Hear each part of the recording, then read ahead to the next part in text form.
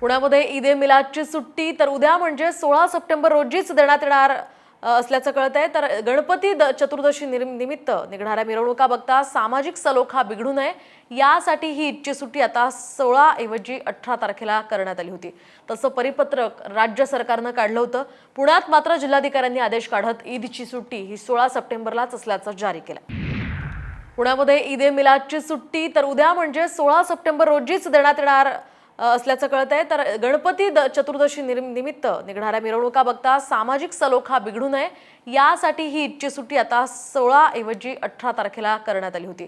तसं परिपत्रक राज्य सरकारनं काढलं होतं।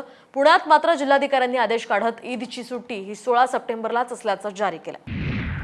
पुण्यामध्ये ईद-ए मिलादची सुट्टी तर उद्या म्हणजे 16 सप्टेंबर रोजीच देण्यात येणार असल्याचं कळत आहे। तर गणपती चतुर्दशी निमित्त निघणाऱ्या मिरवणुका बघता सामाजिक सलोखा बिघडू नये यासाठी ही ईदची सुट्टी आता 16 ऐवजी 18 तारखेला करण्यात आली होती।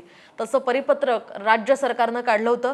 पुण्यात मात्र जिल्हाधिकाऱ्यांनी आदेश काढत ईदची सुट्टी ही 16 सप्टेंबरलाच असल्याचं जारी केलं।